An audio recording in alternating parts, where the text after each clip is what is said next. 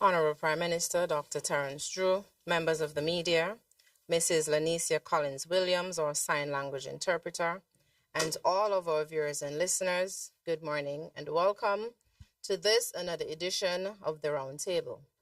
I am Sharima Matthew, filling in for Press Secretary Liburd. The Roundtable series forms part of the government's ongoing efforts to keep the public informed and engaged with matters of national importance. The Roundtable represents an opportunity for the media to engage the Prime Minister on government issues and concerns in their quest to properly report and provide updates to the general public. Specifically, we are joined here today by representatives from SKNIS, Kailani Johnson, ZIZ, Devon Cornelius, SKN Source, Ebony Brandon, WinFM, Lorraine Wilkin, and SKN Newsline, Glenn Bart. As is the norm and a sign of respect, kindly ensure that all phones are on silent. At this point, I will turn the mic over to the Honorable Prime Minister to give his opening statement, following which we will open the floor for questions from the media and comments or discussions. Thanks for being here. Thank you very much, Ms. Matthew, for your brief introduction. Let me recognize the press who is here this morning at another roundtable discussion. As I've been said before, this engagement is an ongoing engagement to ensure that the public is up to date with all of the relevant information and to promote transparency in a dialogue between myself and the press, which I think is very, very important. I also want to say that this government continues to be open. It seeks dialogue and it's people-centered. That is the only way we believe that governance can be fully maximized to the benefit of our people who are at the center of all of our policies. Let me just update the meeting, and we'll have an opportunity, or the dialogue rather, we'll have an opportunity to ask specific questions in areas that are, of course, of national interest, and I will mention some of them. So once again, I'm happy that we are here again at the round table. Let me just update on CARICOM. CARICOM held its 48th regular meeting, Heads of Government in Barbados, February 19 to 21, where we took a robust delegation, including myself and Foreign Minister, Senior Minister, the Honorable Dr. Denzel Douglas, along with Permanent Secretary from my office, Ambassador Larry Vaughan, other representatives from the Foreign Affairs, and also the Press Secretary, Mr. Javan Liburd. This meeting, we discussed the matter of free movement of CARICOM nationals. I would just like to state categorically that there's a carve-out for St. Kitts and Nevis, and I think Antigua as well, with respect to the full implementation of the CARICOM free movement. Let me state it clearly that St. Kitts and Nevis has not signed on to this. Last roundtable, there seemed to have been some, I would say, miscommunication, not on my part, but I'm not accusing the press of it at all. Maybe persons who were listening and intended to misinform the people. So I want to state it categorically. I think that's categorically enough. Also want to say that we discussed the issue of regional security and crime. We were able to form among heads, three of us to lead on this, including chairperson, Prime Minister Mia Mottley of Barbados, along with the Prime Minister of Trinidad and Tobago. And of course, we have a new Prime Minister now, and we'll know exactly by the 18th, 19th, 20th of this month who will be there. But whoever the Prime Minister of Trinidad and Tobago will be a member of this, and myself. And so we have engaged three principal persons to deal with this. We are looking at a criminologist, a public health expert, and we have asked a retired judge from Belize to head to chair this three-person lead to deal with the issues of regional security and crime.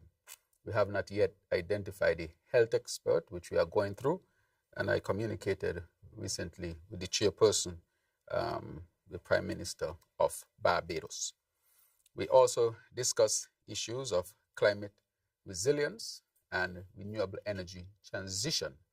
Just to say that the European Union, who is represented by its president and the president of the European Commission, declared that the European Union is interested in buying renewable energy from CARICOM. And so our geothermal resource that is located on the island of Nevis was, of course, put forward as a possible offtake by the European Union in terms of their energy buy around the world. And so that has come. That is great news. And we are putting together a team from the CARICOM to engage the European Union to take it even further if they will be willing to even make the necessary investments as well to get us up to capacity to sell them energy in the form of hydrogen, principally the sources being geothermal, wind, and solar. And we should not exclude, of course, waves. The Caribbean is an energy-rich place in terms of renewable energy, and we can leverage this as a new type of new economic advancement. As I've said before, based on our sustainable island state agenda, that energy is at the center. If we resolve our energy issue through renewable energy sources, we would resolve a lot of our issues. And those words are not just my words, but if we were to go back and look at the IMF report of 2023, we would realize where the IMF actually did an analysis and showed that our transition to renewable energy would stabilize us in many ways, including economically and fiscally. And so when we started SEED, as we can remember, because as I've said before, the CBI cannot be our main source of income because that is a very vulnerable aspect of our economy. It is very, very vulnerable. I said it from day one that it would be the toughest thing that I have to deal with. And what you have seen has demonstrated that, and that we needed to quickly pivot. And so we would seek a new strategy of diversification, where we came up with a sustainable island state, and at the center of it is renewable energy. And we are pursuing that very vigorously. And I'm sure you'll have questions on it, because as you know, the Premier of Nevis and I, we have passed a resolution in the House where we declared that the geothermal is a national asset and we'll develop it as a federation. And we have made significant progress. We have raised the money to do the initial build out of the geothermal project. But I'll get more on that because it's very exciting how far we have reached with respect to that. We also spoke about food security. As you know, food security is very, very important, where we are now collaborating on a number of projects throughout CARICOM, with Guyana being the lead on it. Honorable Dr. Irfan Ali, President of Cooperative Republic of Guyana, is the lead on this, and he has actually put out a documentation. So we continue to work on the issues of food security. We know what is happening with these tariffs, but I would like to state categorically here that St. Kitts and Nevis has a deficit with the United States of America. I'll take this opportunity to give you all the numbers, and I will repeat them again sometime later on. We have a serious deficit, which means that the United States benefit much more from us. So unlike the issue that the United States has with other regions, it is positive for the United States. I got these numbers from the Controller of Customs, and he reported them to me. So I want to give this number to the press. When it comes to imports from the United States of America, in 2024, we imported, and this is the number in EC dollars, $754,029,809. $754,029,809 that we imported from the United States of America. In terms of our exports, we only exported $901,046.15. $23,901,046.15. That deficit, of course, if you were to do the calculation, is almost $750 million. Almost $750 million that we have a deficit with the United States of America. In other words, the United States of America has a surplus in trade when it comes to St. Kitts and Nevis. Across the CARICOM, the number is calculated to be about $54 billion. This is just goods coming through the airport. Services, we'll do another calculation, but I brought that based on what is expected to happen today. The CARICOM, based on calculations, and I received this from our ambassador in the United States of America in a document that she sent. We have a deficit as a CARICOM of about $54 billion with the United States of America. That's the number that was given to me. So it clearly shows that unlike other regions which have a surplus with the United States in terms of trade, Canada, Mexico, and so forth, we have a deficit. In other words, the United States benefits much more from trading with the Caribbean region than the Caribbean region does with the United States of America. I wanted to take my time with those numbers because in your writings, I hope that these numbers would be reflected in your articles and your news items. St. Kitts and Nevis has a strong case to make when it comes to tariffs. The evidence shows that we don't deserve these tariffs that can increase the cost of living for our people. Look at the deficits that we are running. This is in favor of the United States of America. On food security, and there's some more that I can discuss with respect to our ongoing plans and so forth, but from a CARICOM perspective, that was discussed. Also, the trade deficit was also discussed at CARICOM. It was not acknowledged that we have a trade deficit with the United States, meaning that the United States has a surplus with us. The ongoing situation in Haiti was also discussed. And again, this matter showed that Haiti continues to be a very dangerous place in terms of the gangs and so forth. But in discussions with CARICOM and the United States of America, the United States of America is pledging that they would continue to support the stability of Haiti, just by way of report. I also want to say that we, of course, from the OECS level, that for the CARICOM, from the OECS level, the 76th authority meeting, and we saw the session of St. Martin, and this was held between March 18th and the 21st of March. This St. Martin is now advancing to be an associate member of the OECS. And so we welcome St. Martin, of course, to the community, to the OECS. And we're encouraging the other part of St. Martin to consider as well. They had started to make moves. I met with the Prime Minister of Dutch St. Martin, and I met with the President of the French St. Martin.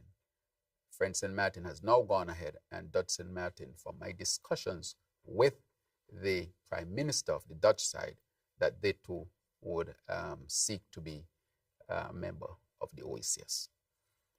Now, we at the OECS meeting discussed economic cooperation, climate change response, health and education collaboration, and regional trade. Basically, a lot of the same topics that CARICOM discussed. But as you know, the OECS is much closer because these are the islands that we are closer to, and I would say that our socio-economic situations are very much parallel.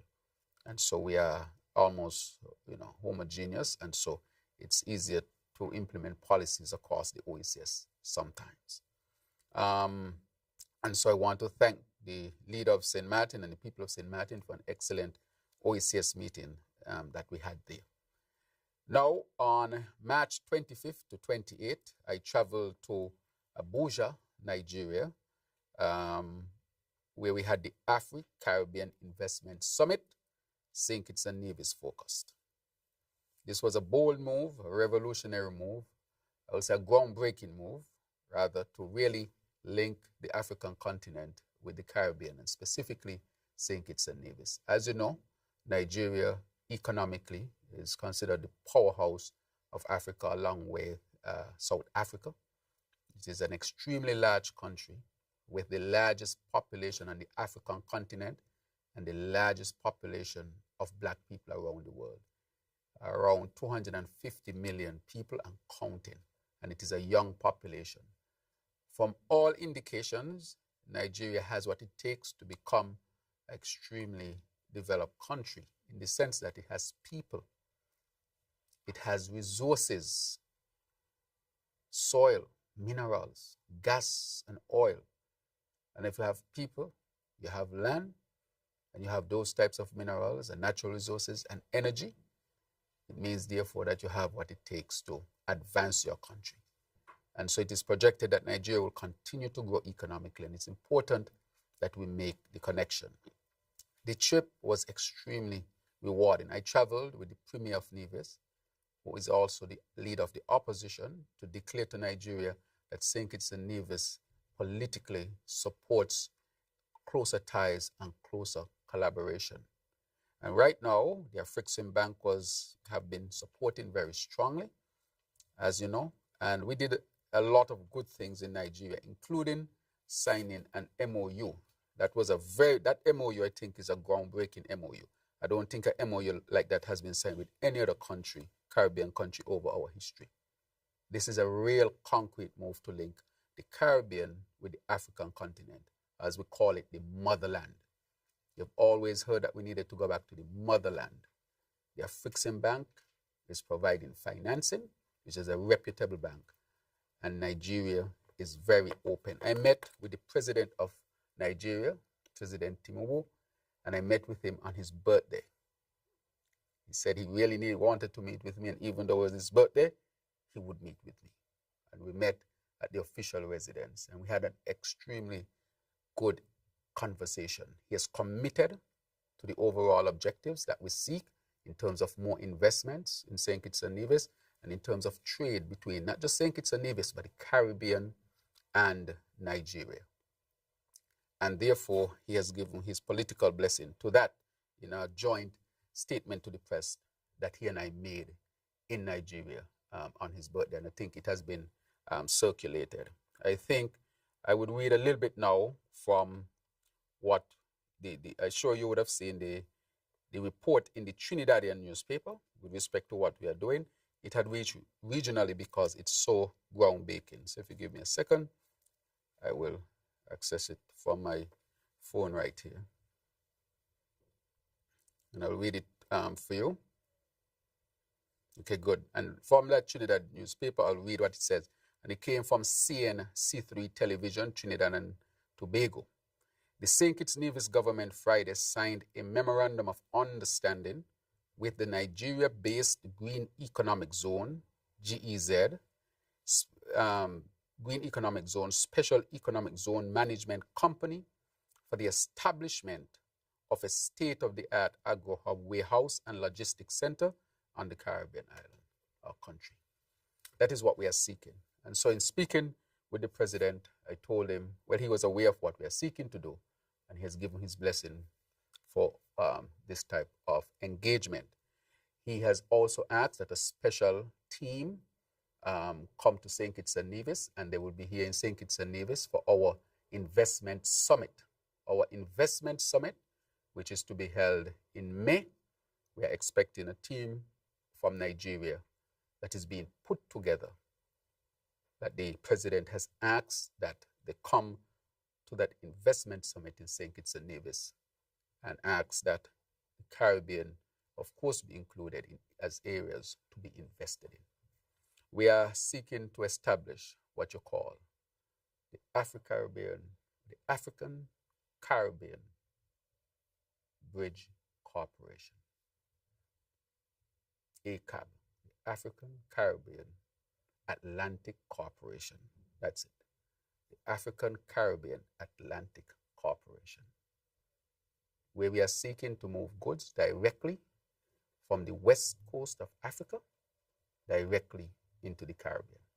And that is why we signed that MOU to develop that hub.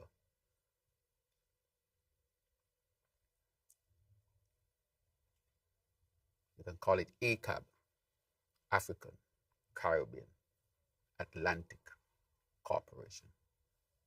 We are seeking to build an Atlantic bridge between the west of Africa and the Caribbean.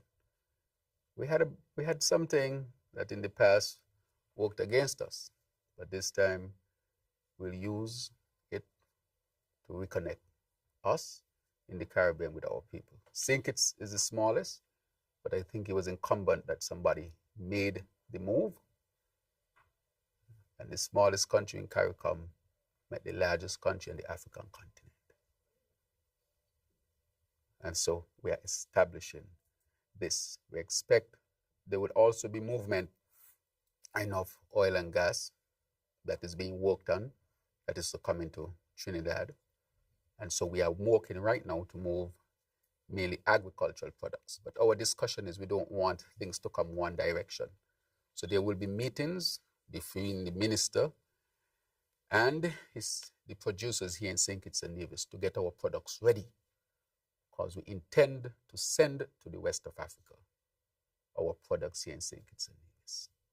We have a lot of people who are producing here. We want them to upscale, because Nigeria has a population of 250 million people. If St. Kitts and Nevis were to just cater to 0.05% of that, that is much more than our own population here, and almost any industry here will survive as a result. This is a very, very, I will say, great potential for our people and for our producers here. And we'll continue to push on the Africa Caribbean Atlantic Corporation. We have to do what we have to do as a people to survive. When other leaders in their country do what they have to do, you can't be upset with them. They are doing what they think is right for their country. We must do what we think is right for our country. And so we have to diversify and meet our partners and other partners and create other opportunities for our people. In the Middle East, where we have gone, Africa, where we're heading, we'll be heading to India, the Far East.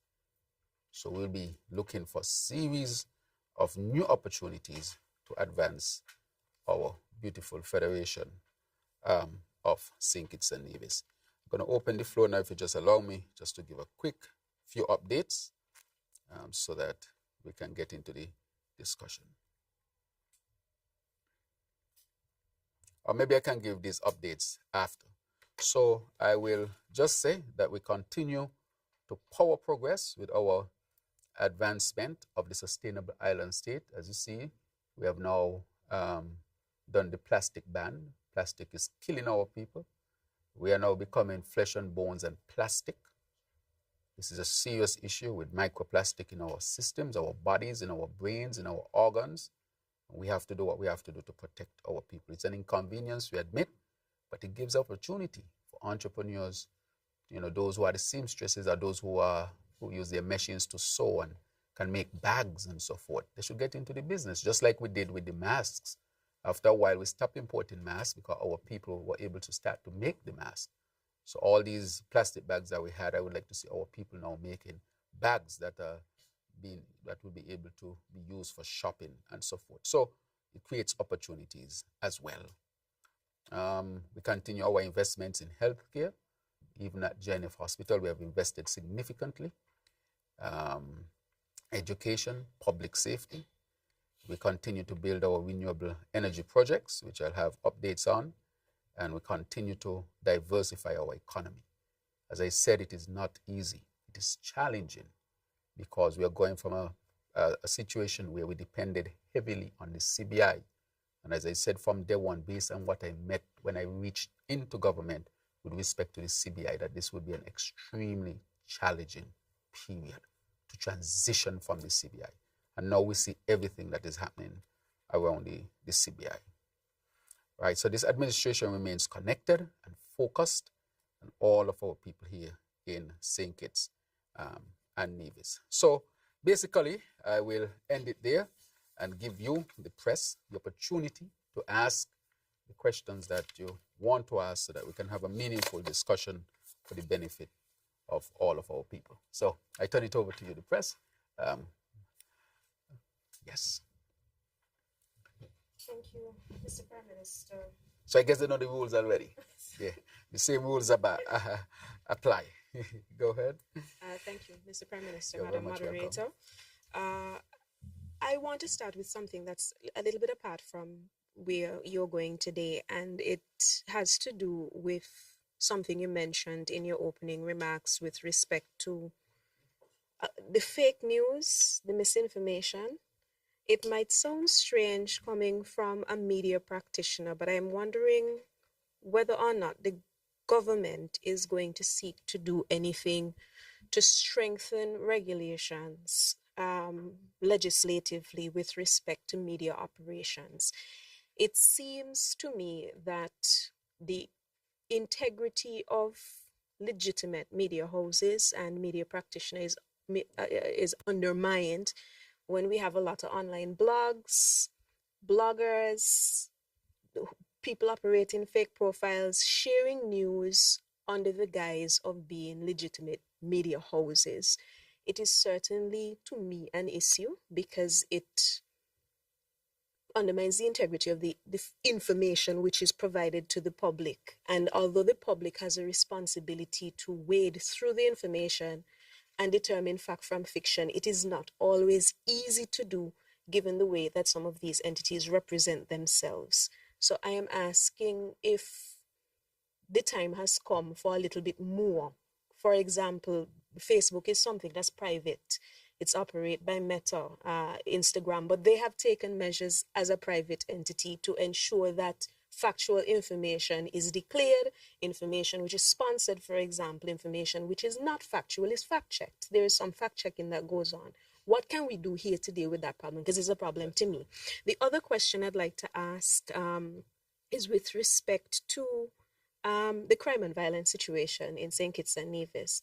I hate bringing it up because I feel like I'm jinxing a positive situation, but I feel it's necessary to say we've not had any homicides since October last year, at least that I am aware of. That's 5 months homicide free. And I checked with the police department. This has not happened since the early 2000s, and perhaps even earlier than that if you were to consider St. Kitts and Nevis together. You're Minister of National Security. What is your position and opinion on this, and what do you credit to this sort of, I don't know if it's successes yet, but something is changed? Thank you very much. Those are two questions, so I see you're abiding by the rules. Yes, so let me tackle the one with the fake news. Fake news has become a global phenomenon, and it has not escaped St. Kitts and Nevis. There are bloggers in St. Kitts and Nevis who portray themselves as legitimate persons. I would like to call on the Media Association to put out a press release to say who are legitimate persons who are registered with that association. Times Caribbean Online, which I call the toilet paper, is a blog. Is not news. It is a blog. But our people think it's news. And they're trying to convey to the world that it is news. It is not news. It is fake news. They would not declare themselves. I would like to ask people like Wally Wilkin to declare himself. I'm challenging Wally Wilkin to declare himself. Otherwise, he would have to be declared. If you are basically saying that you are giving real news, why are you hiding? In St. Kitts and Nevis, I see people, St. Kitts and Nevis is a free place, you know. And I think people are taking advantage of the freedom of, not taking advantage of people like Wally. They are misusing and abusing the freedom that they have to speak freely, which I encourage, because this government will never ever seek to censure people. That is not the goal. But at the same time, there must be standards. You must say to people that if you are going to portray that you are giving news, declare who you are, and your news must be in order. It has nothing to do with whether it's supposed to the government or not, because in a democracy, people are going to speak their minds, and if you don't agree with a government policy, then you have a right to criticize a government policy. That's your right. That is where the political debate lies. You propose an alternative and we debate the matter. But when you're going to be out there trying to portray St. Kitts and Nevis as the worst place on earth, St. Kitts and Nevis, as you said, is a place where children have health care, education, a democracy, people can talk freely, low poverty rate. We don't have people sleeping on the streets and children on the road begging. People have a hospital to go to. I mean, there are so many good things happening in St. Kitts and Nevis. But when you look at the fake blog that they have called Times Caribbean, trying to portray St. Kitts as the worst place, even if you don't like the government, why are you portraying your country like that? With fake news, why would you do that to your country? But I'm calling on the Media Association. And I think that the government should write to the Media Association and say who the members are. And the government should also ask the Media Association, is Times Caribbean registered with you? So that the people of St. Kitts and Nevis can have the truth of who they are. Because they're trying to portray us as worse. So yes, I think that there should be some measures taken. We will take measures, but we don't want any measures to impede people's right to express themselves. That is why I have been looking at it closely, because I don't even want it to be hinted that we are trying to curtail what people say and don't say. I don't want that type of government to ever exist in St. Kitts and Nevis. It's existed before, and I don't want it to exist again. This is a democracy. However, I want to say today that I will be suing two people. One should get their first suit today. I will not call the name yet because I want to see if my lawyer has sent it. So there will be two who will be sued. One today and the next one tomorrow. I'll put it on my Facebook when the suit would have been delivered. I am not playing with people anymore. It is not right that you can just defame me because I'm the Prime Minister. Criticize me if you want to criticize me, but don't defame me. When you defame people, defamation is a criminal act, or it is, let me put it this way. If it's not a criminal act, I guess I have to look at the law and see, but you can be held responsible for seeking to defame people. Just because you have access to a Facebook, you just can't talk about people like that. So let's say you have Devon Cornelius over here and you don't like him. Is it right for you to go on your Facebook and just say all kind of things about him that are not true, that would defame his character? It is not right. No citizen of St. Kitts and Nevis should go through that. I'm not going to make examples of them. And the money I'm going to ask for, I'm going to give 50% of it to charity. I don't really want the money, but I'm going to make an example out of them. I'm going to take them to the court.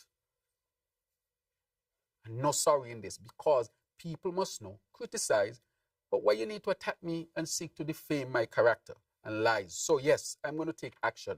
When it comes to the other part of it, I really don't want people to feel in St. Kitts and Nevis that they can't speak, because people should be able to speak. However, when the news becomes such that you're undermining your own country, some sort of action has to be taken. And I'm asking the Media Association to call its members in and to reinforce the issues, to reinforce the principles of good ethical practice, and to also declare who is a part of the Media Association and who is not a part of the Media Association, so people can know. So I think that that question will be asked of the Media Association. I think the president is Mr. Andrew Huey, correct? Yes. If I just may interject here. I'll finish the questions. I'll finish. I know Mr. Bad, but she asked a question. Yeah, so no problem. So and then I'll give you the opportunity to do it. So just mark it down. I'll just go quickly on the issue of the crime and violence matter, again, this is accredited to the whole of St. Kitts and Nevis. This is because the society was called together, the society has come together and has tackled this issue. I have said from day one, even in opposition, that the only way that we can effectively deal with the issue of crime and violence is to come together as a people. No corrupt program would resolve the matter. The peace program was a corrupt program under the Timothy Harris-led administration with his brother. They can't account for millions, tens of millions of dollars from the development bank. I have the audit to say that, and a case is ongoing. And I spoke to the lawyers yesterday that are trying to delay the case. They called the case, We did not sue them, They sued the government and trying all sorts of tactics to delay the case because they don't want the case to be heard. They had a day and a next day for disclosure, and they asked for a next extra day. Well, the extra day was yesterday. So I hope once they get the extra day, they're satisfied because the people of St. Kitts and Nevis deserve to hear this case. I said to the people of St. Kitts, we don't have to be corrupt. Corruption leads to what's happening in Haiti, what's happening in Jamaica over the many years, what's happening in Salvador. You cannot pay for peace. I've always held that. We need programs to help people genuinely. But money was embezzled from the development bank in the name of the peace program, where most of that money went to politicians and their cronies and not the people who were on the program. Hundreds of millions of dollars. The SIDF had hundreds of millions of dollars, near $500 million, and the country was never told once where that money went to. Don't you all ask these questions at the other press conference?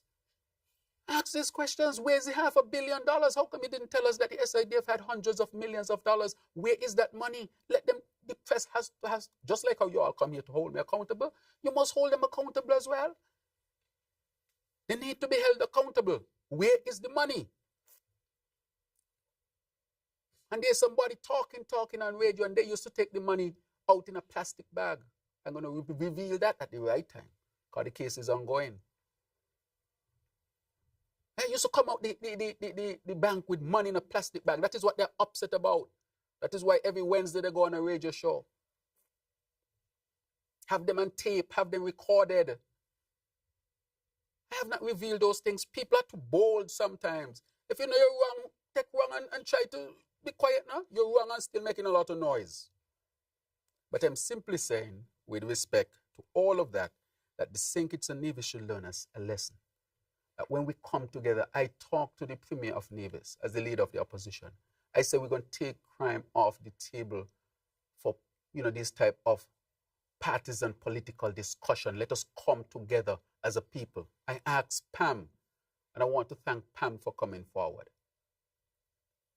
I asked PLP, they hesitated. You remember they missed the first meeting, and he said, the leader of PLP said he did not get the email. We put the email in the press. And he said he doesn't use that email, but that is your official email that you say you use. And then showed up for the second meeting. We have to come together and be honest about it. I used to ask for us to be called to the table when I was in opposition and never got the call. I would have been happy to go to the table to discuss the issue of crime and violence, because putting in a corrupt system would only lead St. Kitts down a rabbit hole of almost total destruction, where you put people in a position to take over the country, instead of helping people genuinely and through programs that can really help people to get a real second chance and a third chance if required. And so I want to attribute the success to the whole of St. Kitts and Nevis. I want to thank all the political parties for coming together. I want to thank the Christian community, the sporting community. I want to thank all the different ministries. I want to thank the youth. I want to thank Elevate. I want to thank, of course, it is premised on the strategy that we brought forward, that I had been espousing for some time, dealing with crime and violence from a public health perspective. And I want to thank Dr. Isben Williams, going to being the keynote speaker in Trinidad when it was being launched. But it just so happened, because this is my area, I have studied this, and so I understand it maybe a little bit more as a leader, just because of my profession, nothing special. And then sought to implement it. I want to thank the Chamber of Commerce and Industry, who have been at the table since day one and continues to be at the table. I want to thank the UN representative who is at the table. So all of us are at the table, opposition, government, all of us are at the table to make sure that we can get the result on the principle of dealing with crime and violence from a public health perspective, which is all hands on deck type of approach. And I want to thank the task force, the Citizen Security Task Force. That task force has been working very hard. I want to thank them for their hard work and encourage them to continue to work hard on behalf of the people of St. Kitts and Nevis. And if we continue to do that, we'll develop a very peaceful place, a very peaceful country. And that is what we should want, irrespective of your political affiliation. You should want a peaceful country. Imagine there are people out there just waiting for homicide to happen. Just waiting to say, you see, even though you have some of the best results you have had in the last 20-something years, even if one were to happen here or there, you'll still have the best results in the last 20-something years. But people are waiting to spread bad news about St. Kitts and Nevis. I want to say to the people of St. Kitts and Nevis, cherish your country. Work hard for the development and advancement of your country. We don't have to agree on everything, but there are some things that we must agree on. And peace and a peaceful country must be one of those things. And so I want to thank the law enforcement, Commissioner Sutton and his team. They have been working extremely hard. I want to thank Acting Commander Sutton of the Defense Force. They have been working extremely hard. The judicial system, all, even the leadership at His Majesty's prison, as it is now, those who lead Elevate, and the participants themselves of Elevate, and the young people of St. Kitts and Nevis who are saying, we want a different reality. We can have the reality that we desire to have if we decide to work together as a people. So I want this issue of crime and violence, which people thought was an impossible situation to do, that in a short time working together, look at the results that we have had. Even when they had the peace program, the results now, they would not have been seen since 20-something years ago. So it means that we are onto something. So let us continue to build it and wish it well and put all resources behind it. Because at the end of the day, we want to walk down the road cool and calm. We want to be able to send the child down the road knowing that the child can come back. We want to know they can walk home. Who does not want that? We all want that.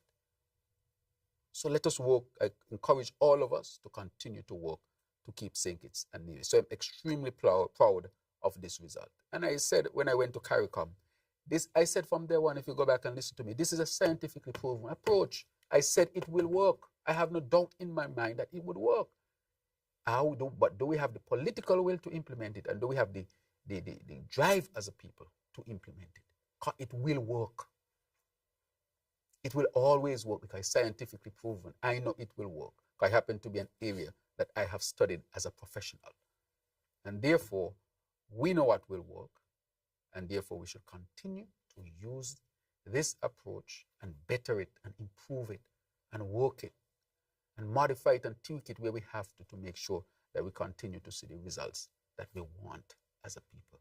So I want to encourage our people to become a peaceful people, a loving people, a caring people, that we can have political differences, but we are not going to compromise a peaceful and beautiful St. Kitts and Nevis. I think we can all agree to that. Thank you very much.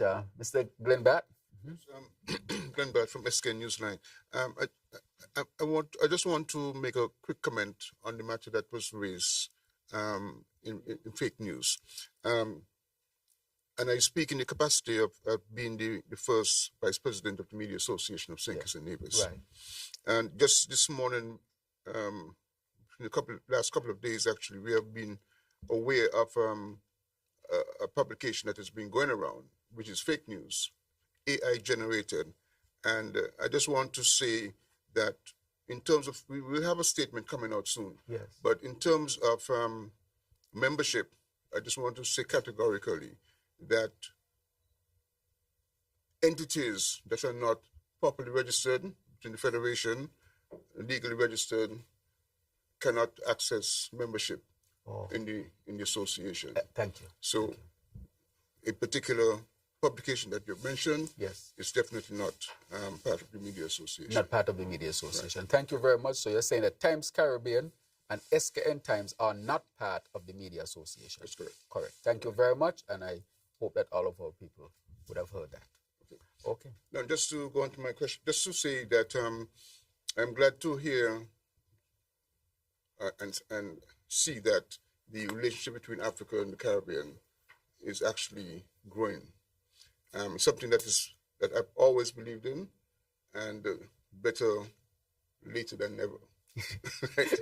So I'm very happy. But I just want some clarification, though. Yes. With regards to the Green Economic Zone arrangement and the state-of-the-art logistic warehouse for St. Kitts, and then the African Caribbean Atlantic Corporation, can you just define what each of those are going to be doing, so that we're kind of clear as to what each component is involved in? Right. Thank you very much. So with respect with the hub is going to be built on St. Kitts and Nevis, and it's to receive, for example, goods and services, goods really from Western Africa that will come into this hub. And then from this hub, we can distribute throughout the Caribbean. And then what we want to do is to collect from St. Kitts and Nevis and the Caribbean in terms of goods to go back to West Africa. So that hub is a logistics, so it arranges, of course, the logistics of movement, and it's a hub where you can have receive and send. So that is what we signed. And the minister with responsibility for agriculture, cooperatives, and so forth, the Honorable Samuel Duggins, he signed it directly with this zone. And so in terms of the corporation that I'm speaking about, that is what we are proposing that it be called, but is a corporation already. Corporation meaning is not a corporation in the sense, it is the relationship, or working together rather. So corporation in that means working together, not a co-op, but a corporation, right? The cooperation between, or the working together between these two areas. That is what we want to term it. So the logistical hub is to make sure that we can move things. We had already calculated that to move things from West Africa to the Caribbean is about 15 days to get across. The Atlantic, that route is well known. We know what it was used for before. It was used to move slaves. But we are saying it is a bridge between Africa and the Caribbean that we're going to use to get our people back together again in a very cooperative way so that we can help each other in terms of our socio-economic development. And that bridge is well established for centuries. That had been used. They used to use these wooden boats from Europe across the Atlantic. Why can't we use modern ships now to move goods from Western Africa into the Caribbean and Caribbean? Africa has over 1 billion people. That is a market. If the Caribbean were to just get 1% of that market, we'll be able to sell everything that we have. 1% of 1 billion. Those of you who know a little more maths than me, you understand how many millions I'm talking about. If you get 5% of that, you can develop so many industries meeting the needs of the African continent across what we'll call the Atlantic Bridge. So we'll work to it. I'm happy that President Tinubu was able to say we'll work. The African Bank, we will work. It will take hard work. It's a bold move, but it's a necessary move. So that is where we are with it. So in that sense, that is what it means. Right, my next question then. Some weeks ago, this famous list of countries included, I think it's 4 Eastern Caribbean countries that were involved in the CBI programs, appeared, and the claim is that there could be, depending on what happens down the line,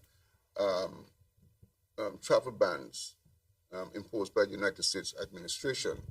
My question is, therefore, between then and now, has the United States administration communicated directly with St. Kitts and Nevis in regards to those concerns or that list?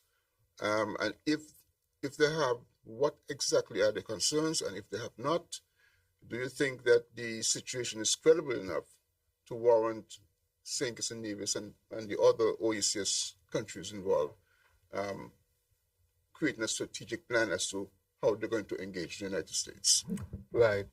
Thank you very much, Mr. Bat. That is let me first say that when that came out, I did not know it was out. I received a message from the highest representation at the U.S. Embassy in Barbados, because a new ambassador has not been appointed since the last ambassador left the position after the change of administration in the United States of America, Ambassador Roger, who was a hard worker there. And I received that message, and she said to me, PM, we know that this is in the media. Let me state that we have no knowledge of this, and Washington has not communicated anything to us. So we inquired at all levels, and everybody said there's nothing that they have seen of such. As a matter of fact, a representative from the State Department was asked subsequently in a press conference, and she said, I can't even speak to it because there's no list. But is Washington constantly reviewing things? Yes. And so we saw that, we inquired about it. Of course, it was discussed at the level of OECS, and OECS is going to engage the United States of America. I spoke to the Director General this morning about our plan to engage the United States of America. And the head of CARICOM now, Chair, Prime Minister Motley, in her official report after the meeting, she said that she brought it up with the United States, and discussions are ongoing as to when OECS would meet with the United States. But one of the proposed time is during the spring meeting, which is to take place at the further, I think it's the third to fourth week of this present month in April. And so that had been sought. And so they have said there's no list, there's nothing really there that we can discuss on that particular matter. So our strategy is that all the countries come together. We have decided that we should go and engage and see, what they, but this engagement is an ongoing engagement. United States of America is one of our closest allies, has always been. And so we want to have continuous dialogue and discussion with the United States of America. We may not agree on everything because we can't. They have their own interests and we have our own interests as well. However, we have had a tremendously good relationship, and we want to continue that excellent relationship that we have had with the United States of America. So she has said to me, there's no list. However, we are seeking to have that dialogue going forward. Devon Cornelius, ZIZ Broadcasting Corporation. With regards to the figures that you mentioned regarding imports and exports, can you break down what categories of goods make up this figure? And what are the implications for our local industries? What measures is your administration implementing to ensure that there is a boost in local production? And the second question also has to do with the US. So we note that other countries in the region have engaged with the US on the Cuban medical doctor issue. Can you detail any conversations St. Kitts and Nevis has had with the United States on this matter? Right. Thank you very much. With respect to the goods, I don't have the figures of how we would break down that. I just saw the overall figure, but that is something that can be had easily. Could be had easily from the customs, for example, so that can be provided.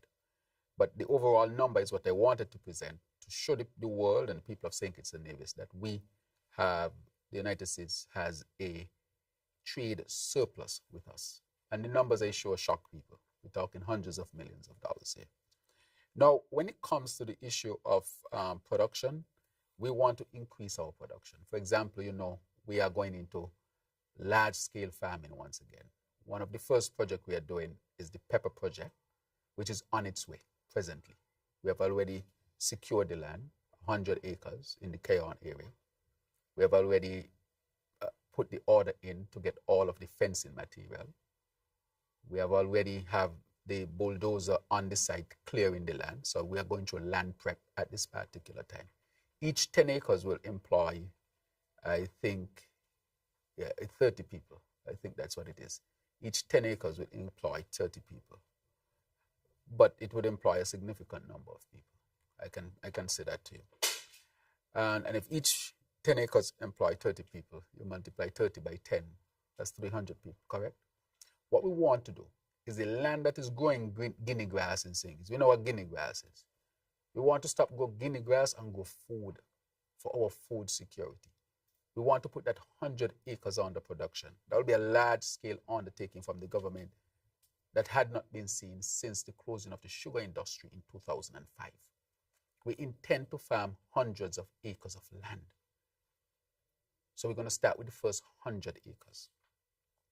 So it'll be a combination of our pepper project plus other food types that we'll be doing. I want to, of course, say today that we did the first trial with the Tabasco pepper project, and it was extremely successful. The trees grew tremendously well, and they are producing well. We know that we have good soil. God has blessed us with good soil.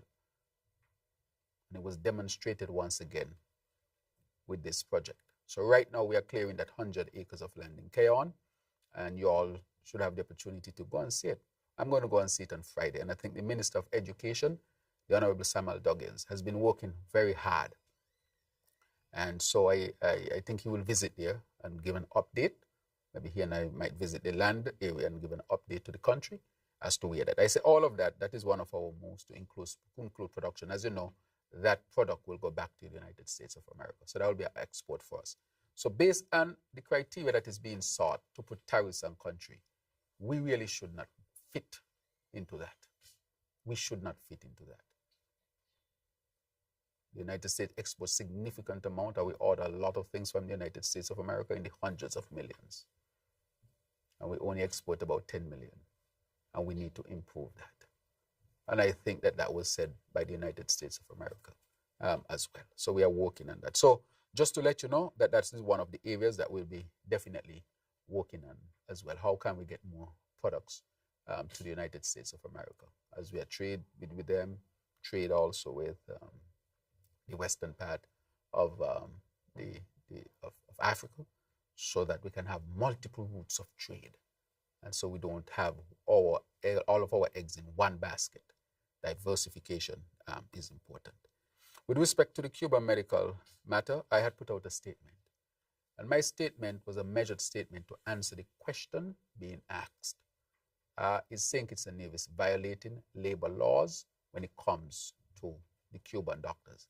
As you know, we are signatories at the United Nations level when it comes to human trafficking and practicing good labor, having good labor practices.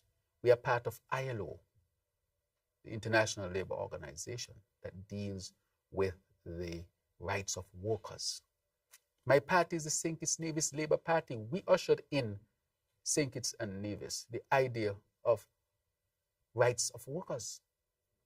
That is what the labor movement was all about, or is all about.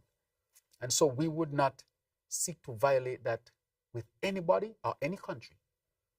And so when it comes to our relationship with Cuba and the Cuban medical doctors, who we are so grateful for, the nurses, they have helped us tremendously and continue to help us tremendously.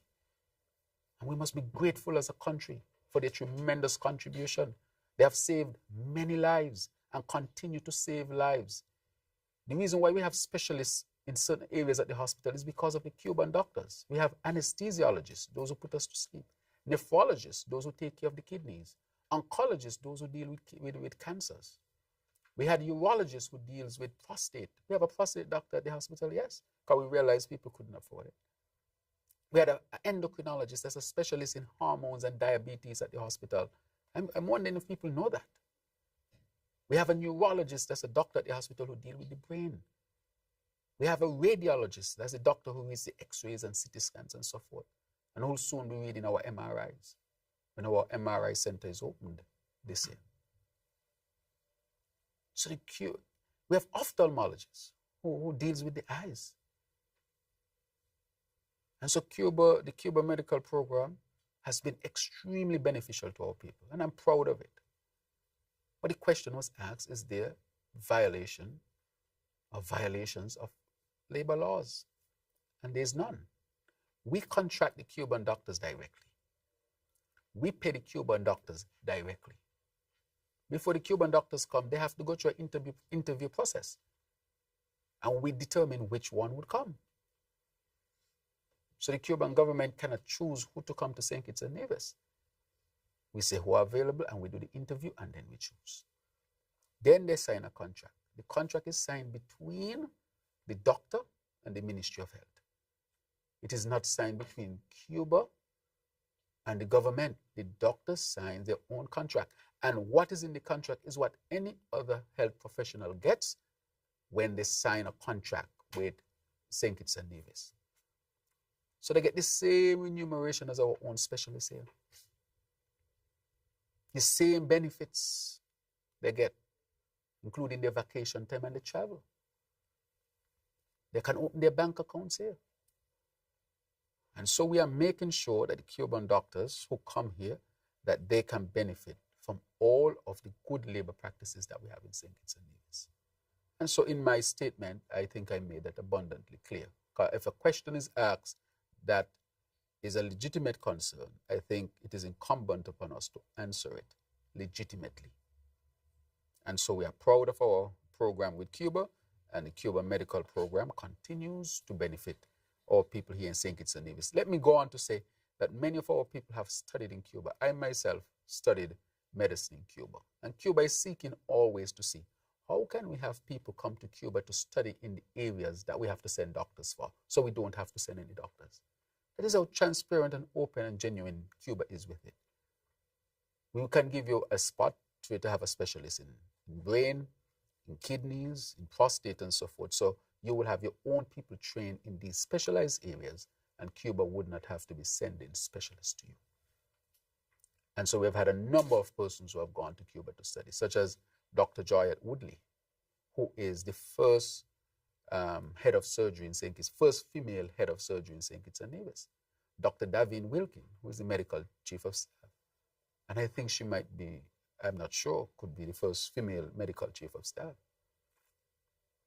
And if you look across the health sector, a lot of our people who went to Cuba to study who are actually keeping up the health system here in St. Kitts and Nevis. And so in a real sense, the Cuban medical program has been a good program for our people, and I'm immensely grateful for it, and the program will continue to serve our people. And there are no labor laws that are violated. They have their rights like any other worker here in St. Kitts and Nevis. But it was important that we answer that question based on what was asked, and that is what my statement sought to do. And so if you listened to the discussion in Jamaica and Guyana, that's CARICOM position, because I think almost all of our countries have the same arrangement. And so there is no violation of labor laws when it comes to employing Cuban doctors in St. Kitts and Nevis. Good morning to all. I'm Kylie Johnson, SKNIS. Allow me to pivot back to the Nigeria trip. As you mentioned, Nigeria is one of the largest economies on the African continent. Were there any particular sector or sectors in Nigeria that you believe offer the most promise for investment in St. Kitts and Nevis? And my second question is, my colleague, Ms. Brandon, hinted to, I don't think she didn't want to use success, but the progress we have made in homicides and murders in St. Kitts and Nevis. But the troubling issue that continues is accidents, very deadly accidents, very serious accidents. Some comments I've seen is that the government needs to do more. Recently, legislation was passed to offer stiffer penalties, enact stiffer penalties. So my question is it as much as that the government has to do more, or is it the people themselves have to be more responsible? Good. Thank you very much. I'll answer the last question first. When it comes to the accidents, people have to be more responsible. And I want to ask our people to be more responsible. We have, I think, the highest number of vehicles on the road ever in St. Kitts and Nevis. So we have a sudden increase in the amount of vehicles. There can be an increase in accidents as well. We have a lot of young people also who are getting their license as well. And so we have to make sure that our roads are safe, but all people have to take responsibility and just follow the laws. There's no place in St. Kitts that is far. And you see people flashing here and there. And you ask, what is all of this about? Not only that we have good roads, the part of the highway we have just done, the St. Peter's Road we have done, and if you look at the main road in St. Kitts and Nevis, it's in very good condition. And so people drive too fast. And that is the main problem of people driving too fast. And lack of duty and attention. However, as you see, we went to Parliament because we have not taken this lightly. And I want to thank the Honorable AG, Honorable Gad Wilkin, who has put the task force together to deal with this matter. And we have passed stiff laws. You know how much tickets are given out? A lot of tickets are being given out for tint, for driving fast without seatbelt, and you're just giving them out. And it seems like, well, it's not affecting people, even when we have increased the fees significantly. And people still continue to drive fast and without duty and attention. The next act is that we are now in the process of implementing very soon technology. You will just be receiving your tickets in the mail. So you think you drive fast, or you both stop and you got away? No. You'll see your ticket in the mail. And based on the issue, you'll be taken to court. So we are not going to sit by and allow people who are not taking the responsibility actions that they should take to make our roads unsafe. We have increased the stiff penalties, stronger laws. Now we are going to put the technology on top of it. And it will work.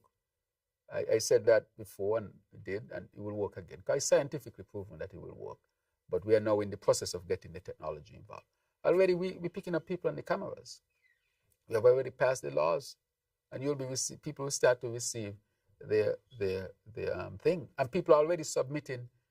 Well, the AG disclosed that he has already received dash cam videos, We catch somebody, I think they run the red light on the Newtown Bay Road. So I need to ask the AG when that person going to be getting their ticket. Yeah. Somebody with a dash cam pick them up, and the AG has a secure email where you can send those videos, and he has confirmed that he has received dash cam videos of people violating the traffic laws. So we're not going to sit by and watch people violate our laws and make our roads unsafe, and we're going to implement the technology. So you think you drive fast and you think you'll get away? Your ticket for hundreds of dollars come in.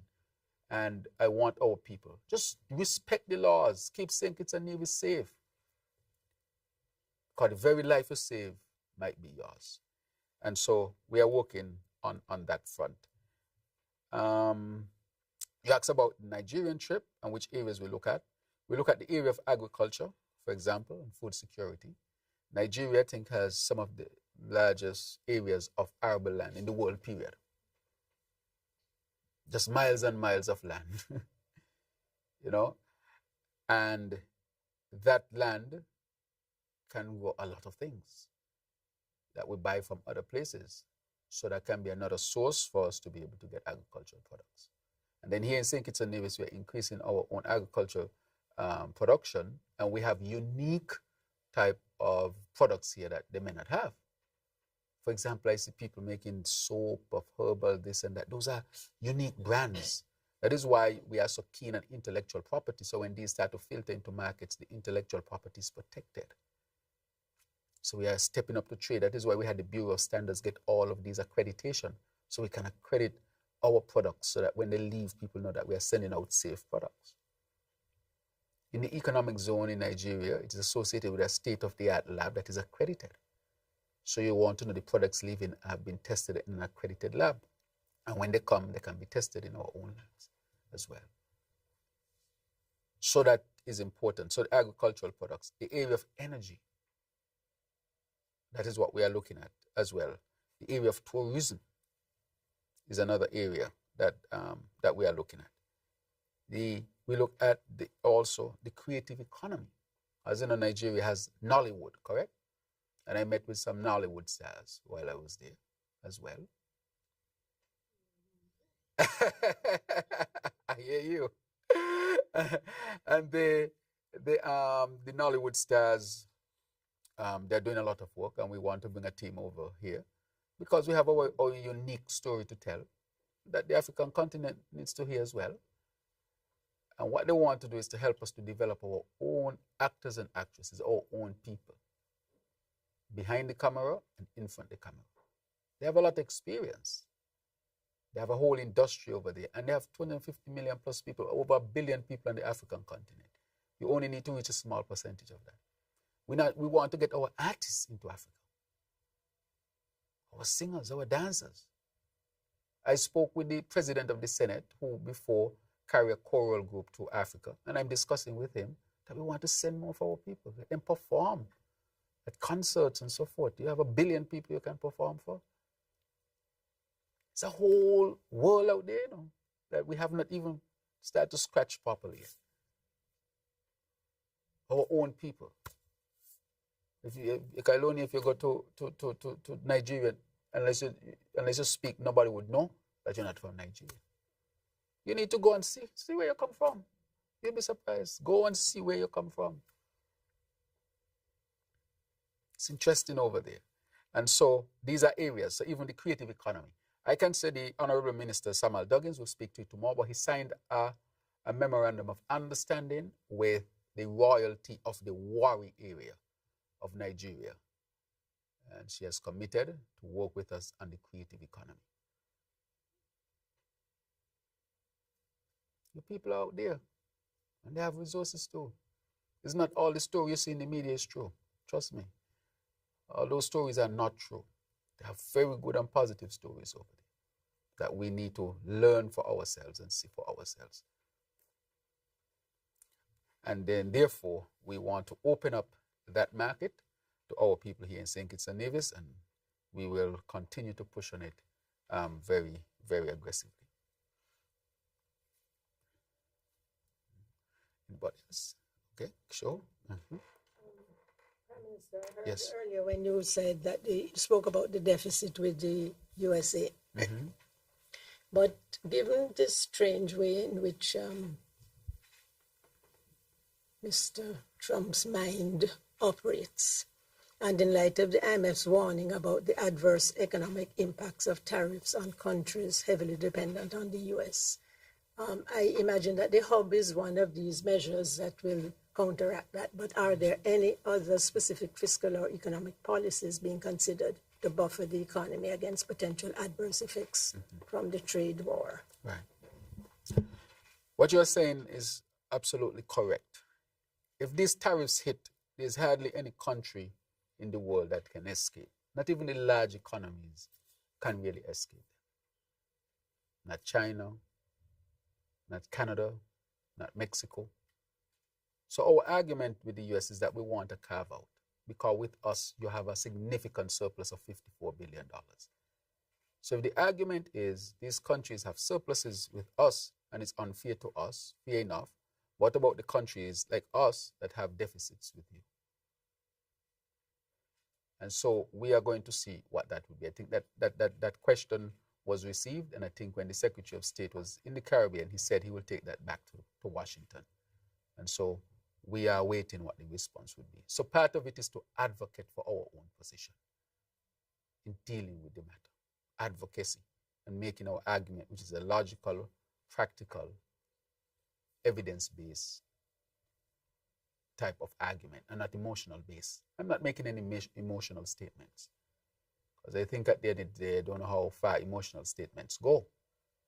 What I'm making are factual statements, measured statements, so that the facts can be looked at and decisions made based on actual facts. And so that is where we are. So our advocacy is important. The second aspect to it is to educate our people. Our people need to know. This is not government dependent, as some people want to make it out to be. This is beyond government. So our people need to come together and understand this. This would affect prices of certain things, or has the potential to affect prices of certain things, certain goods, certain services. We might be called upon to change what we consume, what type of services we access. We might be called upon to do that based on the cost. Because let's say you're accustomed to one particular type of rice, but that rice is coming from a country that there's a tariff. But you can get the rice, let's say, from South America, Guyana, northern Brazil, that is much cheaper. Then we might just have to say, look, we might have to eat a different type of rice. It is a reality. Otherwise, we'll have to spend so much more on the food coming from up north. A situation created not on our own doing, but because policies were made. Again, countries have a right to make their policies. I can't be upset with that. We have to ask our questions. What are we going to do for ourselves? That is the question that is being asked. So, one, as I told you, our own advocacy. Two, calling on our people. Now, three, building resiliency. That is why now we are going to now start to, as I said, farm 100 acres immediately. And before the year done, we want to have about 300 acres under production of food for our people. That is why all this land we see around St. Kitts and Nevis with Guinea grass, we want to remove it and grow food. The persons on the step, a lot of our persons on the step who have been in the area of landscaping and so forth, we are going to move a number of those persons to the farms. Let us produce food. And that's going to help people to transition in the PEP, make the PEP sustainable, the step sustainable, because now they'll be working and producing, increasing productivity. We have to increase our own productivity. If you have people on the side and people have complained that you have so many people doing landscaping, how about if those people go on farms in agriculture to produce for our people? It's the same type of work, correct? Same type of work, but it's just that you're going into a productive area where you can produce food for the people and produce food for yourself. And so if each 10 acres is going to take 30 people, 100 acres is going to take about 300 people. 200 acres is going to take 600 people. 300 acres is going to take 900 people.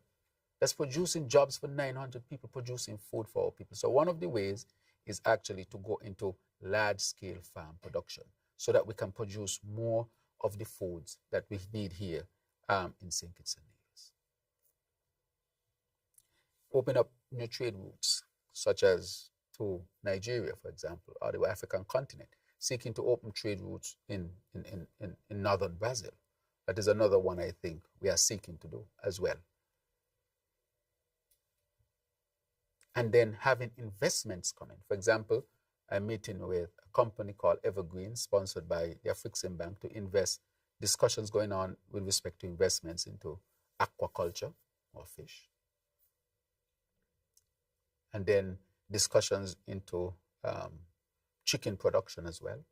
We are now producing so much eggs in St. Kitts and Nevis. We have our own hatchery. We are now looking at a slaughterhouse. Our own animal production in Beaufort, which we are developing with Southern University. Thank God for Southern University, which is a black university from Louisiana. Very soon, I'm sure you have the date, we're going to launch the Cannabis Authority. You know who have been helping us with that? Southern University, which is the top university in cannabis production in the United States of America, that we signed an MOU with them. Not only that Southern University is helping us with our animal production, along with Ross University. And the cannabis industry is expected to create a whole new industry. We are developing our tourism. As you know, we have exploration to build the Ritz-Carlton. And our hope that the new reality in the world doesn't affect the investment, because it's a new reality. But things has been progressing well thus far. We want tourism to be strengthened. More flights are coming in. We're having a robust cruise tourism season. Very robust. The numbers have gone up. Numbers have gone up in all areas in tourism. Overnight stays and so forth. Construction. Bastia High School. The hospital. We'll see these later on. And I know the Minister of Housing will speak to housing as well. But that will not be left behind. We're actually progressing. Even though there have been some challenges, which I will never deny. But I will say clearly, if we bring in an investor and the investor does not live up to what is expected, we have things in there to protect us, I think it's a Nevis has been protected. So all of these things, expanding the economy in different areas, becoming more food secure, and then the whole issue of energy security, because these are responses. But I did not start to respond now. I said from day one that we need to get quickly to a diversified economy, otherwise we'll be in trouble. If we had not started moving, we would have been way behind the 8 ball, Even with the African, the first country to sign an MOU with Afreximbank in terms of a direct project was St. Kitts and Nevis. I signed it first in Bahamas with the president present. Because I said, look, we have to move quickly to start to open up new opportunities.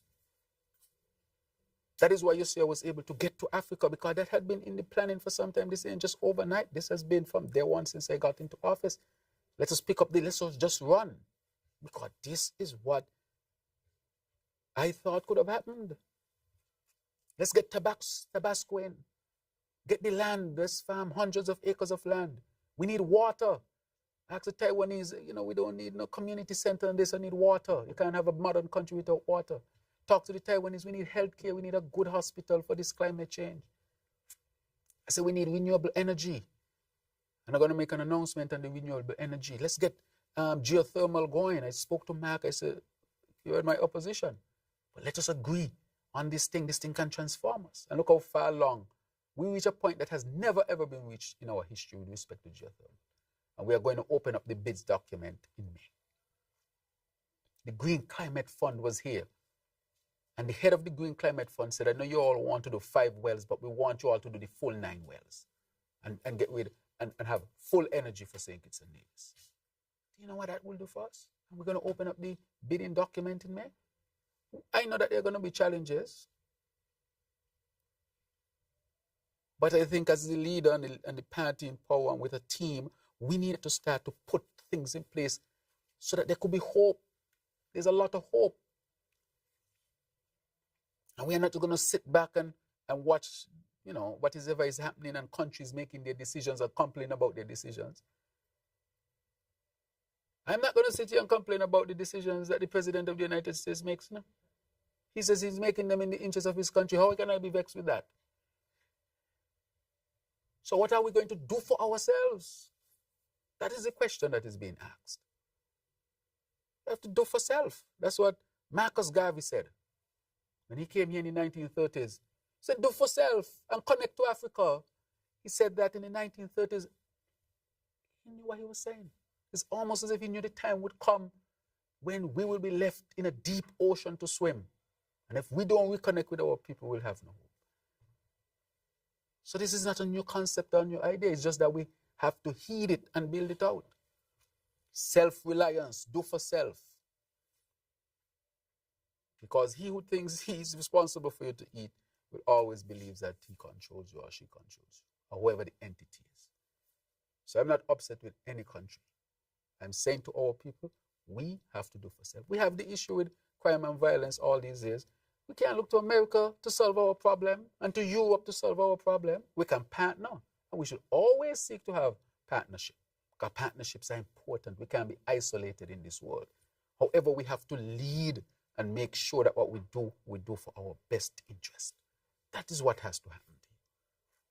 And so this situation has it. And so we have to collaborate with other countries in the world and see how we can position ourselves to survive in this world. We should do for self. OECS should work closer together. CARICOM should work closer together. All people have to become more conscious as to what is taking place. And that is why I say we have to be responsible. I'm not seeing enough writing independently to assess this situation, apart from the partisan politics. I would like to see an assessment on the tariff and to tell our people this has nothing to do with the government. This is a policy by the United States of America. However, it can affect us like this, irrespective of which government is it. That our people get a different type of understanding of the realities. Bring on the economists from the universities, our experts. Have a meaningful discussion on one of these topics to educate our people so that they can understand what is going on in the world. Bring on the nutritionists who say you might not be able to eat Kellogg's cornflakes because the price might go sky high, but you can get a different type of cereal. You might have to grow food in your backyard. Not might, just grow food. I have peas, Yes, I have peas. I have some bananas coming to, Yes, with my peas. I have bananas too. And I intend to plant more things in my yard. Can you imagine if all these yards had something and you put all of that together, how much we'd be producing? This is a different type of world. It's a different type of world. And nobody's escaping. Who would have thought that Canada would be in the position it's in? Who would have thought that Canada is larger than the mainland of the United States of America? Has more minerals and all these different things. Yet Canada is almost being brought to its knees and have to resist. Canada. If Mexico, largest Central American country, being brought, Europe being brought. So we need these independent analysis where we escape the partisan politics, where our intellectuals and experts can discuss these matters to enlighten our people. Because without the ideas, without the enlightenment, our people can be lost. Enlightenment is important. So I want to say that, as we discuss these matters, as the tariffs and all of these things are critically important. So we're looking at it from diversifying the economy, educating our people, advocating for ourselves, new trade routes, all these different parameters to help ourselves. Mr. Prime Minister, I hear what you have been saying with regards to dialogue that needs to be done and the actual facts that we are in a trade deficit with the United States. There's a school of thought, however, and we have been seeing the conversation kind of playing out on various channels on YouTube, where it is believed that the United States might have a long-range goal about the relationship with the Caribbean, to make the Caribbean a lot more dependent than it is now on them and on the US dollar. And so they're saying that the tariffs that are beginning to be implemented, I think is from today, could eventually put pressure on the Eastern Caribbean currency, in which we are forced to devalue the currency against the US dollar. We're talking about very high inflation and a whole range of other things that are associated that create an environment that is not in favor of the small island states, and create a situation where the United States now has financial or fiscal control of the region and ties it in with the US economy. Has that been a consideration of the Monetary Council or the Eastern Caribbean Central Bank's strategy or review mechanisms? Right. So in the last Monetary Council, a number of things were discussed with respect to what the implications and impact could be. Those ideas, those thoughts that are developing, in some quarters, and every thought needs to be, of course, examined as well. But at the Monetary Council, a specific idea of such has not been discussed. I can say that the EC dollar is pegged to the United States dollar. And our reserve that we have, that we keep above a certain percentage, that is why our money doesn't fluctuate, because we have substantial reserve to back whatever we decide our rate with the United States is. So that is the present situation as we speak. I don't know how else that can change in terms of them in the full incorporation, but that is how the EC dollar is actually positioned. Now, if the United States puts tariff, meaning that when the United States imports stuff, that those stuff will be higher. As a matter of fact, the demand therefore might go down because people have to pay a higher price for good, the demand goes down. The United States dollar might go up. It can happen like that and have a deleterious effect, But what is happening with some people is that, as you can see, others are seeking to establish trade in a different currency.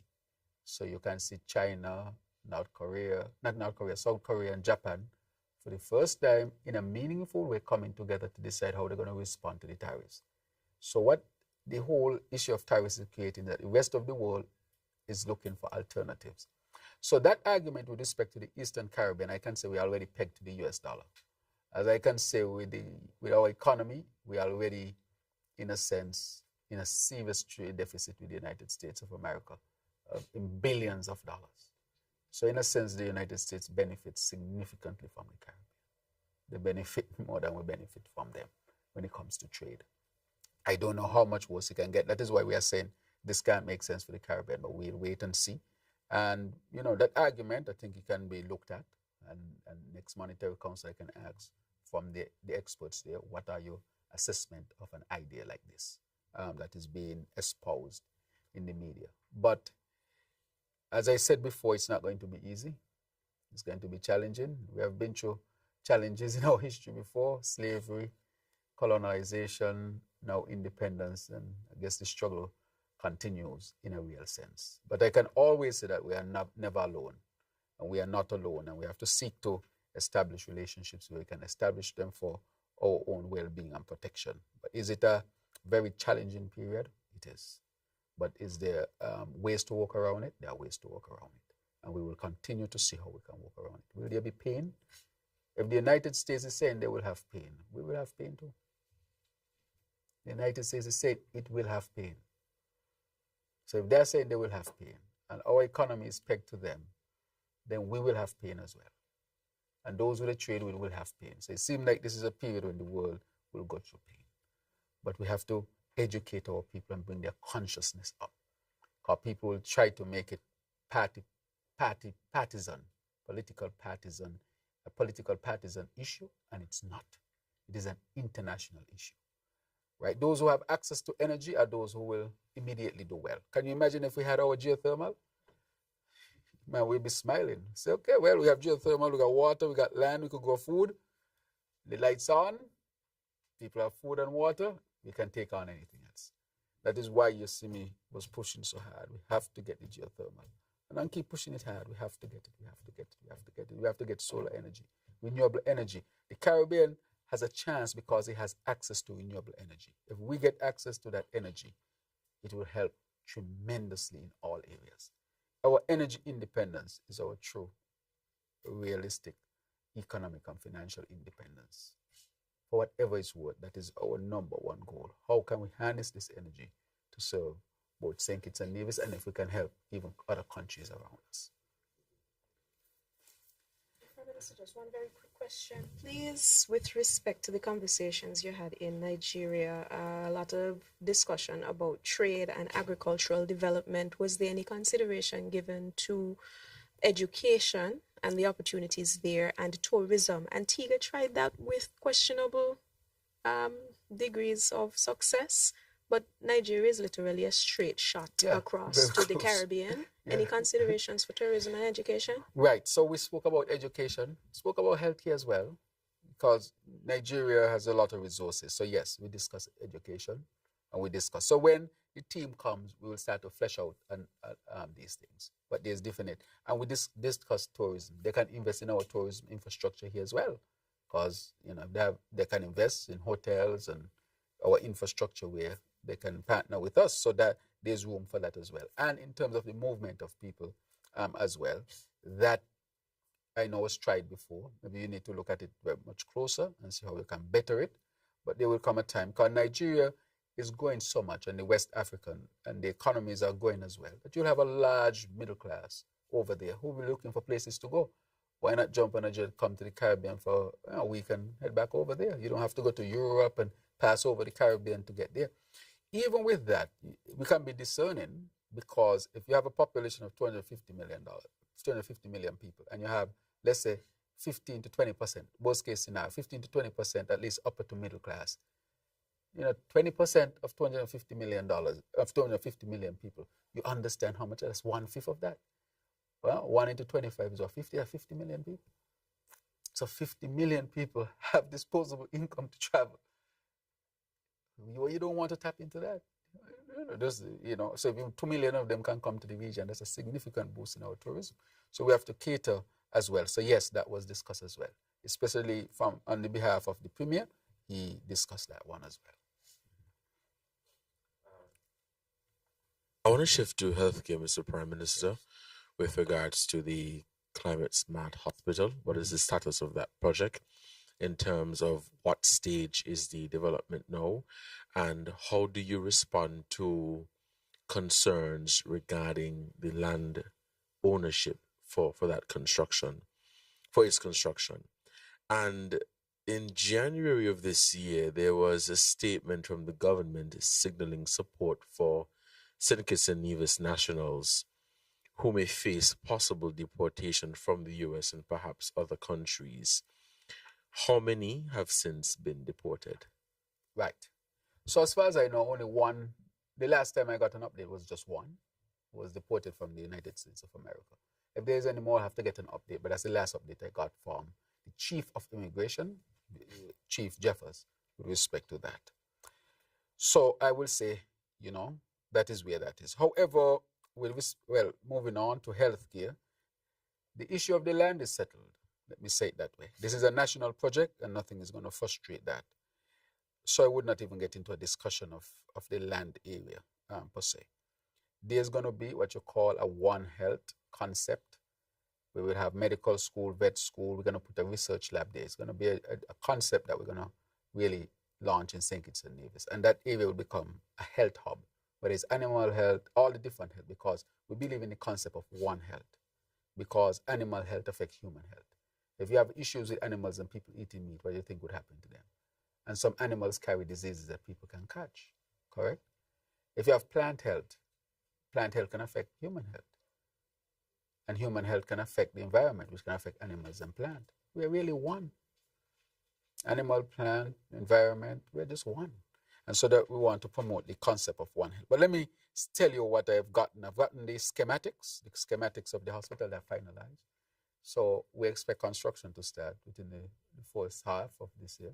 That is what we're on track for. It's a major project, and of course, major projects they take a lot of planning and so forth. So I'm pleased with where we are, and so I'm going to get an official update. I got the official document for the schematics. I'm going to get the official update tomorrow, as it is laid out for me, just for me to be updated. Of course, we have done so already. So we are very advanced in this project, and we're going to continue to pursue this project, as you can see, because it's important to have a healthcare facility that is up to a standard, that is modern for our people. So we are going extremely well. And I want to thank the Republic of China, Taiwan for their significant contribution to St. Kitts and Nevis in the construction of this hospital that we are going to have here. While I'm talking about it, let me talk about LAMAT, Lesser Antilles Medical Assistance Program. It is a joint effort between the United States Southern Command, the Air Force, the medical doctors, with Taiwan, with St. Kitts and Nevis. And so the doctors, the healthcare professionals are here. They're doing ear testing. So they have tested hundreds of people. They're at the hospital, in the emergency room, in every area of the hospital, basically they are. And today is a health fair that will be had at the Newtown Health Center today and tomorrow. So I encourage people to go to Newtown Health Center today and tomorrow to be part of that health fair and to get the excellent care that they're offering.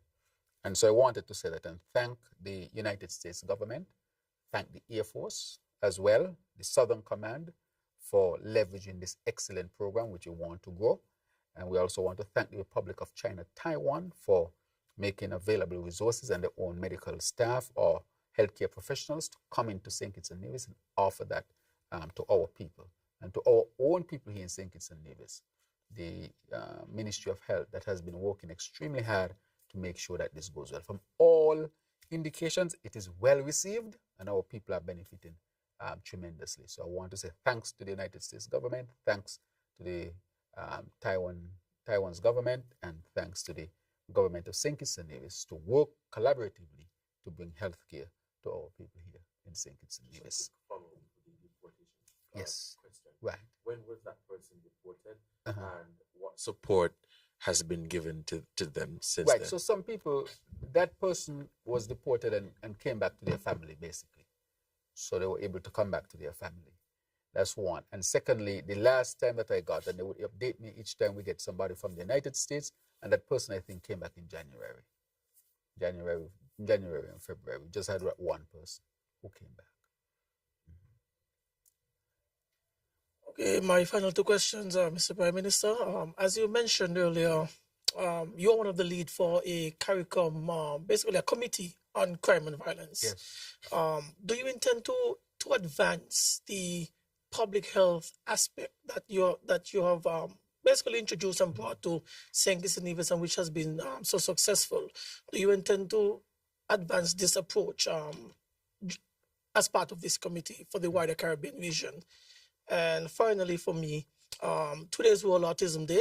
Would you care to give any word of support to persons affected by this, children and their family, their support structure on this very important day? Yes. Thank you very much. I intend, of course, I've been espousing it at the level of CARICOM and the OECS, dealing with crime and violence from crime and violence from a public health perspective. Not only that, the RSS will be having its regional meeting here, which will start, I think, is on Thursday, correct? And I'll be handing over to St. Lucia, Prime Minister of St. Lucia. And in that meeting, we'll have a presentation from St. Kitts and Nevis, or by St. Kitts and Nevis, with respect to our approach to crime and violence. So yes, we'll take it to the regional level and show what we have been doing here. Because it's a space where best practices can be adopted as such. So yes, we will do that. So we will take it. As a matter of fact, I think I mentioned before that I've asked for a public health experts to be a part of that 3-person team to lead on it in the region. So yes. On World Autism Day, I want to say to the parents and even to those who might be autistic that, this issue of autism, we are taking it very seriously. Persons have autism, they can be well adjusted if given the right intervention. All is not lost, and our people need to be sensitive to this as well. We are seeking to upscale our offerings here for persons who have to deal with autism in terms of getting a spectrum center and so forth. So we are in serious discussion. The CAPSEC was leading on it, and I'll get an update on it. But to all those who have to deal with autism, I want to say that you deserve all to be treated with all the rights that everybody else is treated with.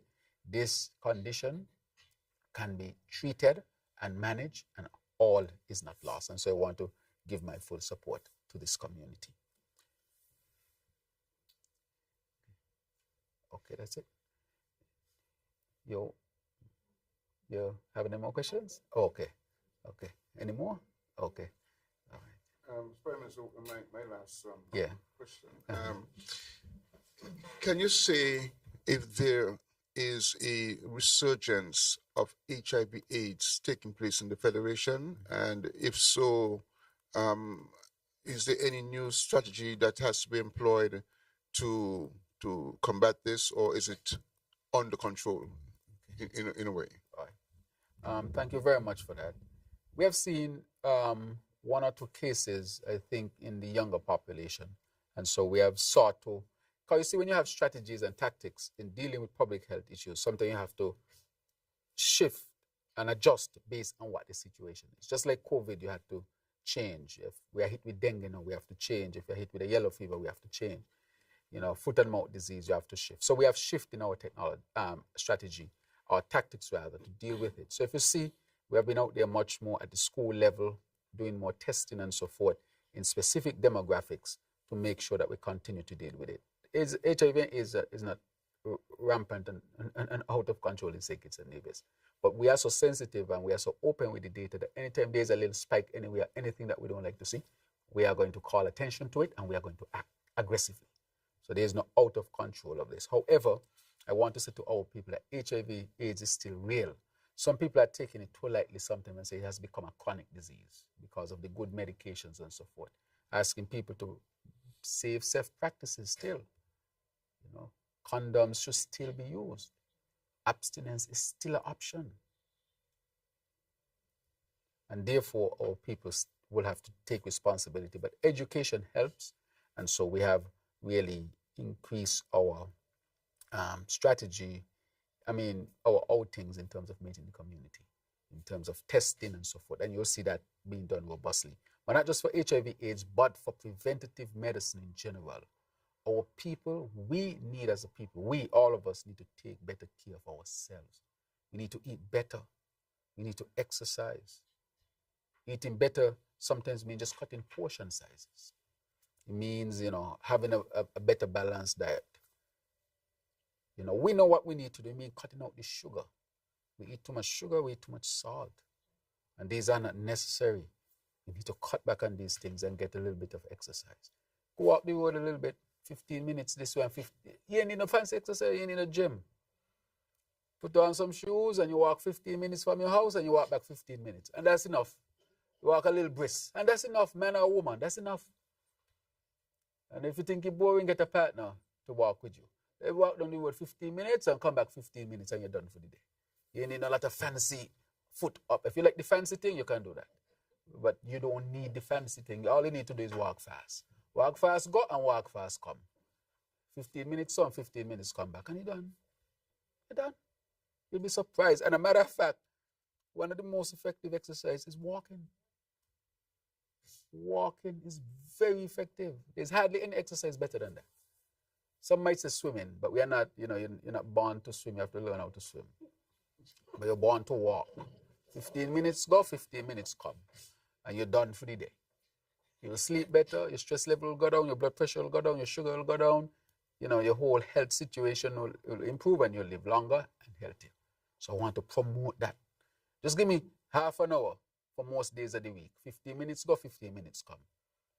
Even when you're walking, you could talk. You don't got to notice. You ain't in the fancy shoes neither. Walk down the road and walk back up. Right? And that is all we're asking for. But we have to take good care of ourselves, and that is part of our responsibility. Thank you. So I would allow you to make your closing remarks. Yes, there are some things that I want to just highlight very quickly that I made some note of.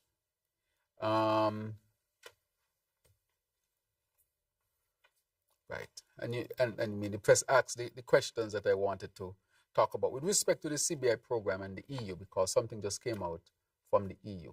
Now we know the EU has changed its legislation to determine how you have visa-free access. We in St. Kitts and Nevis, we have done a lot of changes. We continue to engage the EU. We continue to do what was necessary. As I said when I came in, we were on the chopping block as far as the UK was concerned.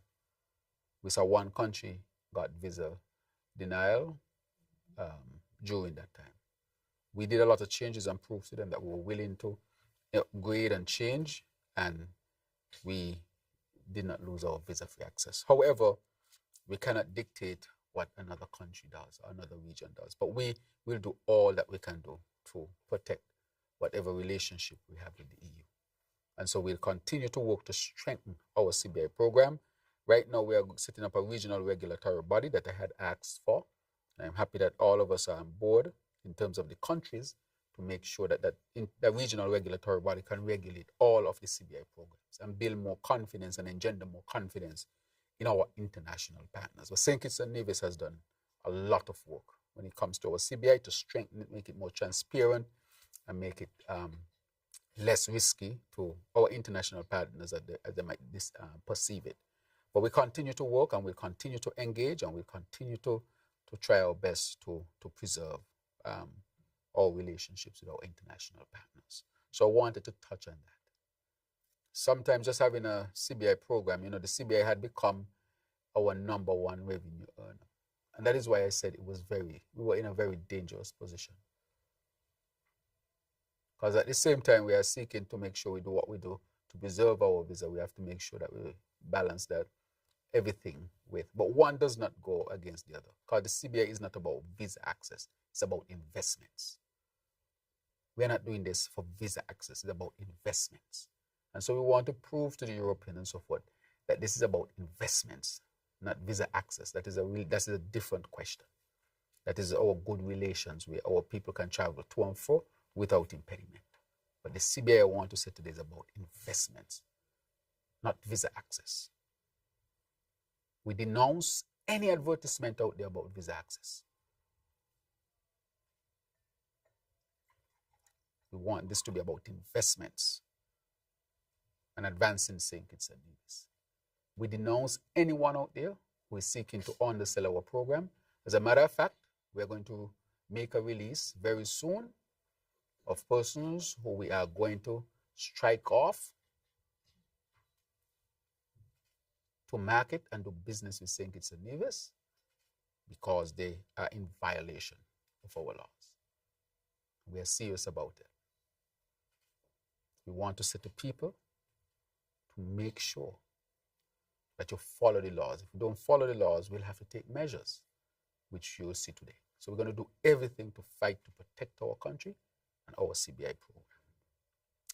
The other matter I want to speak to our young people. We have a lot of scholarships. We're asking our young people to diverse places around the world. Go to the Ministry of Education and ask about scholarships. Take up the scholarships. I am begging for these scholarships so that you can get